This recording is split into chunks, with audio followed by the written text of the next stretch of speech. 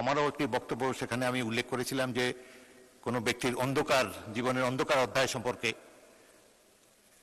আমার বক্তব্য এসেছিল। সেই অন্ধকারাচ্ছন্ন এই অধ্যায় এটিকেও এক্সপাঞ্জ করা হলো। গত বৃহস্পতিবার দিনে ঢাকা থেকে নির্বাচিত মাননীয় সংসদ সদস্য আবু আশফাক হেফাজতে ইসলামের নেতা মাওলানা মামিনুল হক সম্পর্কে কথিত পরকীয়া সম্পর্কে দু একটি মন্তব্য করেছেন, যেটি অনভিপ্রেত। সেটি যেহেতু যার পক্ষে সংসদে এসে আত্মপক্ষ সমর্থন করার সুযোগ নেই, তার সম্পর্কে বিরূপ মন্তব্য করা অনুচিত।